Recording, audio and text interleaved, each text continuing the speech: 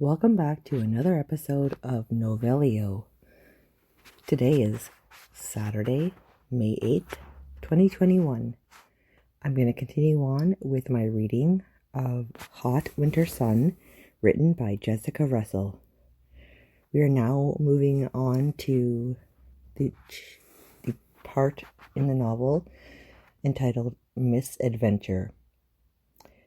Catherine was none the worse for her adventure and had gone for the day with Richard and Jennifer to Grantley Court to take a look at the workers' progress before winter set in. They hoped that all the repairs would be complete before the new year, but it appeared that it would not be so. Catherine thought it was splendid and noticed how different homes could look depending on the period in which they were built. Grantley Court looks as if it was once a monastery. Does it date back to the period of Henry VIII, when such establishments were seized by Cromwell's army? Yes, Richard said with a surprised smile. Catherine was referring to Thomas Cromwell, who rose to fame in such a short time during the period of Henry VIII and destroyed so many monasteries and nunneries.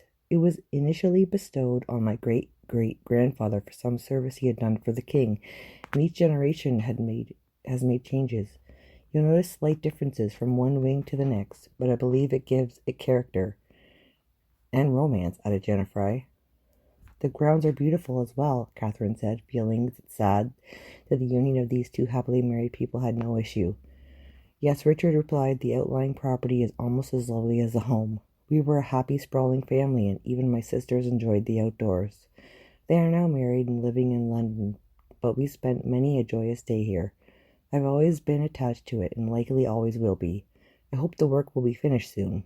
Catherine knew they were wondering where they would all be when the renovations were complete, but no one wanted to voice the question.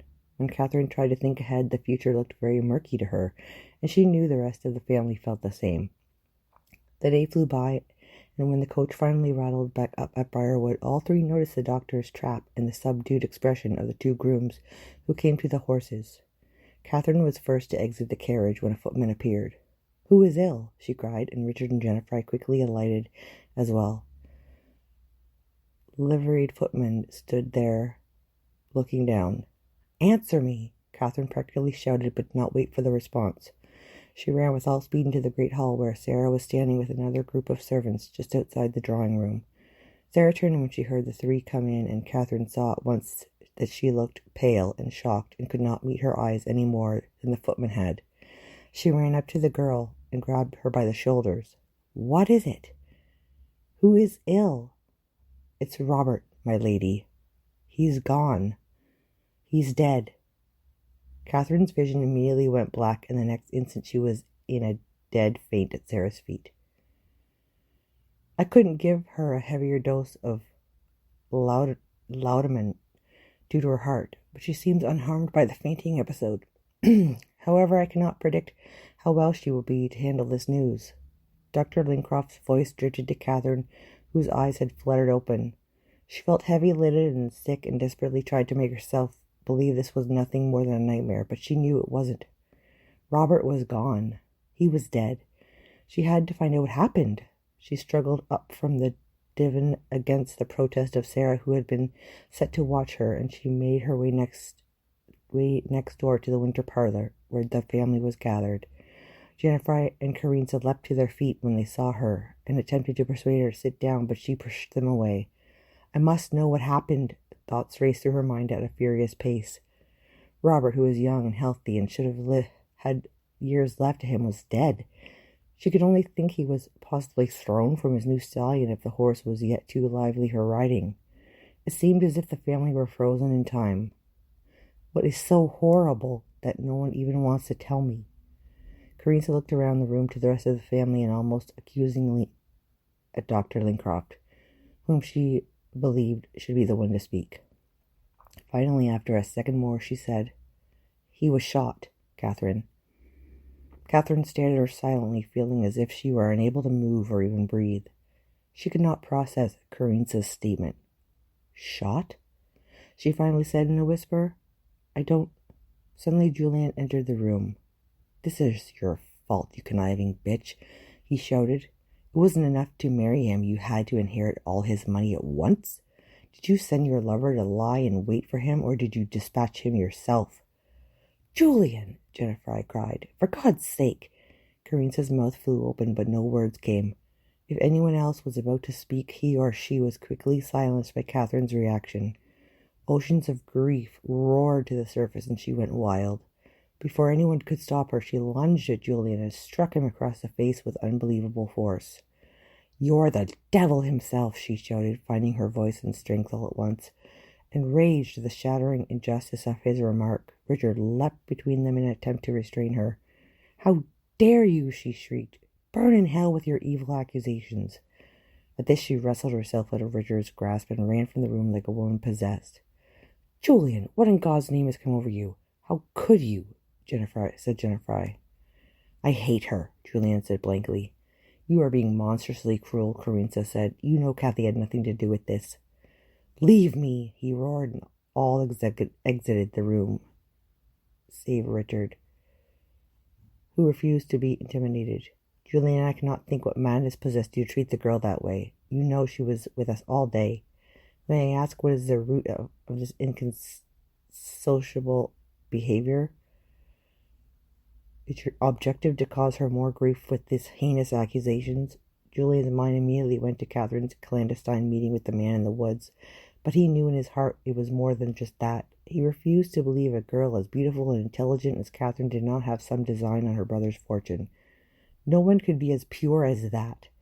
He had told himself in the past that perhaps it was just his cynicism and he was judging her falsely, but he was too overwhelmed with grief to admit that now. He had to make it someone's fault. Robert, who had no enemies, suddenly shot to death so shortly after marrying Catherine. No, anyone as alluring and maddening as her could not also have a perfect conscience and an honest soul. Life didn't work that way. He needed to be angry. He needed to blame, and Catherine was the perfect target for his raw emotion. "Answer me, Julian." "I have nothing to say to her. I hate her. I wish she had never come here. She brought a curse to this house." Or could it be you felt more than you wanted to for your brother's wife, and like so many other people, stir up your anger against the person you've wronged? The sooner you make your amends, the better, if it is not already too late. "I said leave me," he shouted. But it was ultimately Julian who walked away from Richard. Word of Robert's death quickly spread through the village, resulting in shock, outrage, and fear. Naturally, Julian's words traveled there as well. Surprisingly, many discarded what he had said. No one was surprised that he would vent his anger on the nearest victim, as his personality was well known. Catherine's was too, however, and word also rapidly spread that she was far away at Grantley when Robert was killed. The constable immediately began investigating and questioned individuals such as Reginald and his son Edward, as well as other staunch Puritans in the area who were under suspicion. Catherine was sick with fear that her father was somehow responsible, and knew she would view Robert's death as her fault for the rest of her life if she discovered it was so. She wanted the comfort of Christopher or even her younger siblings, but was truly frightened of what she might do if she came face to face with Blake. She stood next to Robert in the chapel where they had placed him, and felt as if her heart was a cold, hard stone. The next day she stayed alone in her room, thinking the crushing load of grief would drain all life from her at any moment. She watched the window in their room turn to nothingness as darkness fell. It was now pitch black, and she had not the will or the heart to move at all, even to light a candle. "How shall I ever make anything of my life without you, Robert?" she whispered, and once again overtaken by uncontrollable sobs. Eventually a gentle knock came at her door, but she was too hoarse to answer, and did not care who it was. Finally Jennifer entered the room as unobtrusively as possible. Moonlight shone down, and she remembered the near full moon that was in the sky when Robert came for her at the field such a short time ago, and a million knives stabbed her heart. "Catherine, dear, is there anything I can do? I brought you some crusty bread and a chicken leg, or if you can't take that, at least a bit of wine." Catherine forced herself to sit up and looked blandly at the tray Jennifer carried, but she could not arise from the bed. "I'm living in a nightmare," she said as Jennifer lit the candles, "a nightmare that goes on and on with no hope of waking up. I shall never recover. This will kill me." Jennifer could see that she was virtually immobilized with shocking despair, and immediately took the younger woman in her arms and said, "Robert would not want that, my dear. He would be horrified if your life were not to go on. You must live for him, Catherine. Don't make it so that he can't rest in peace." For all her gay and frivolous approach to life, Jennifer was a woman of great perspective, and instantly knew that it was the only thing that would stop Catherine from losing her will to live. "Am I not right, Catherine?" "You are right, but how does one live with this pain forever? It lessens with time. It never will."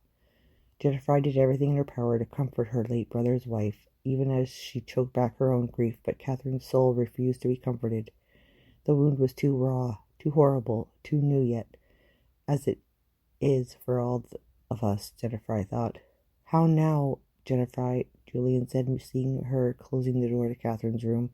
"Do you not think it would be better to comfort members of your own family instead of worrying about her?" Catherine heard his words clearly from the other side of the door, but cared little or nothing about what he said or his opinion of her any more. Jennifer looked at him coldly and replied, "You should not be such a beast, brother. You will bitterly regret those words one day, I promise you that. And if you have not forgotten, Catherine is a part of the family, and indeed was as close to Robert as you were. Because she slept with him? How profound. I'll not talk to you while you're acting the fool. However, I will say this. Robert would want you to comfort her as well, so fail him after he is dead if you so wish."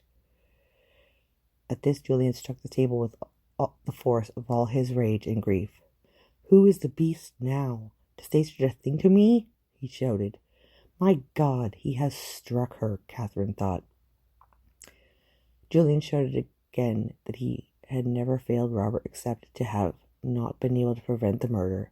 Yet another absurd statement. "You are intent on being cruel to yourself and everyone around you. I've no wish to go on speaking with you until you can converse as a sane man." She turned to go just as Catherine's door opened. Julian was momentarily stunned by her appearance. He tried to whip up his anger against her, but was not quite successful. "She looks like death."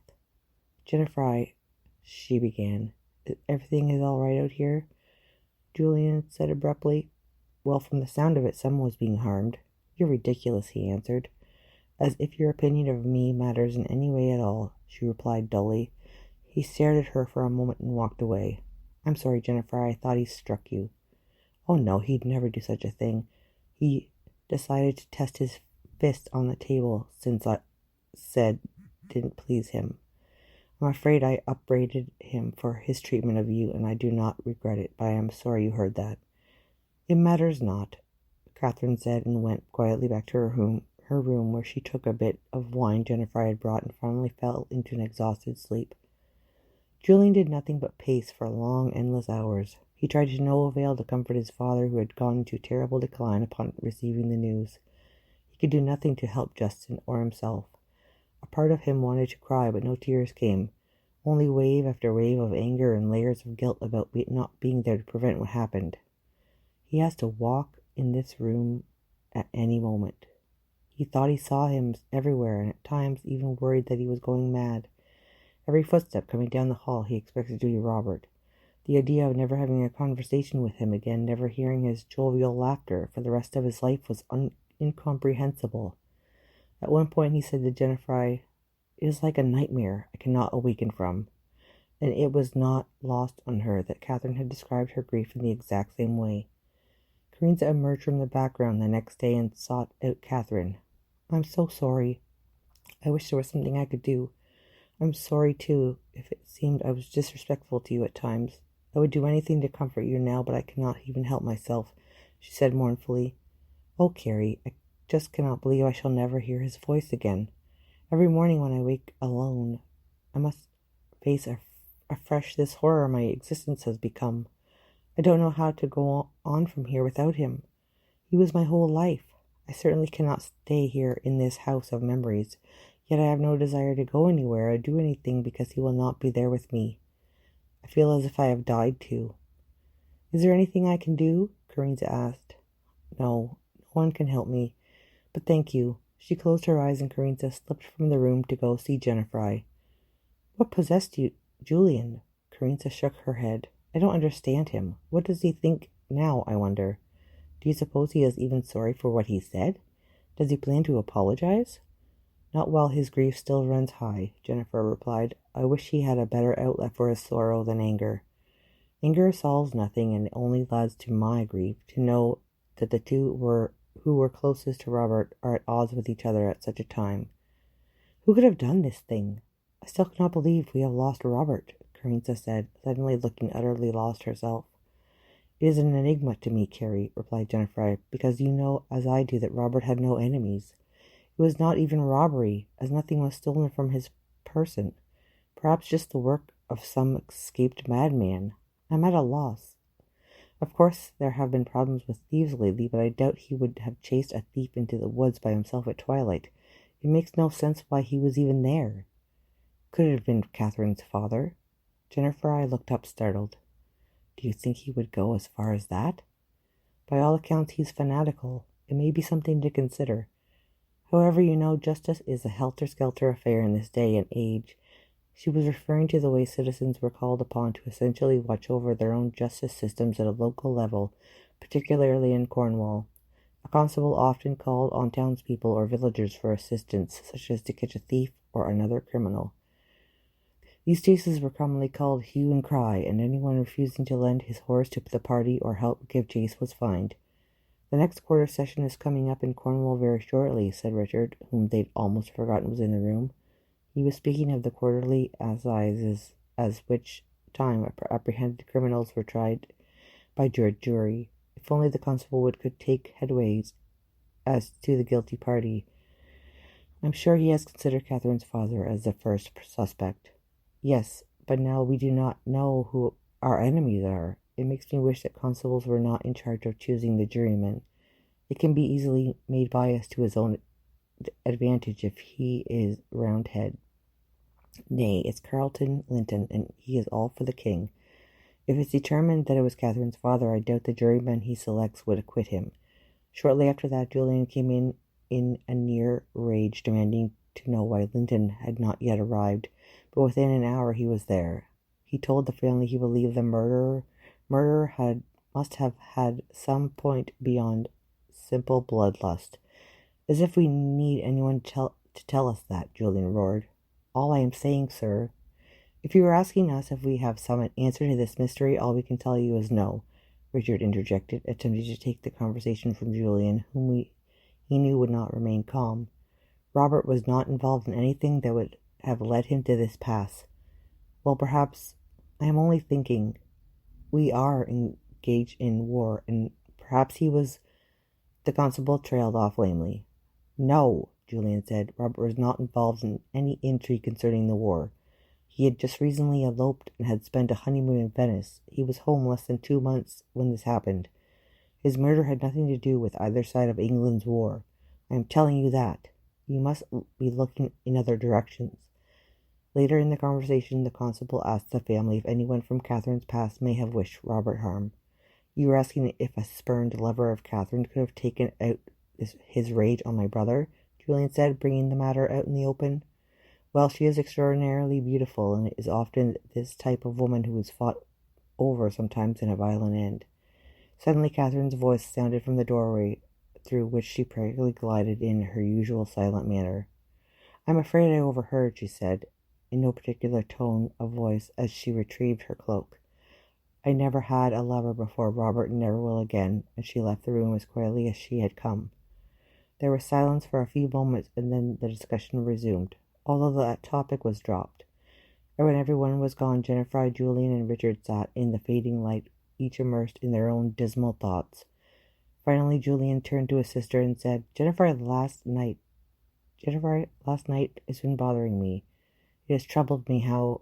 Jennifer turned to him fully at that point, curious about what was on his mind. Julian, not being one to fumble for words, he finally said, She looked terrible, Jennifer, as if she were at death's door. And how do you expect her to look? I don't know. I guess I expected her to look like herself. She looked like a stranger. She looked like someone I did not know. She's not. She's not thinking of taking her own life? I don't know, Julian. I believe it's crossed her mind, although I believe I said something to prevent it." "What?" "That it wasn't what Robert would have wanted her to do," Jennifer replied. She allowed her answer to float in the silence, then held his gaze briefly before walking away.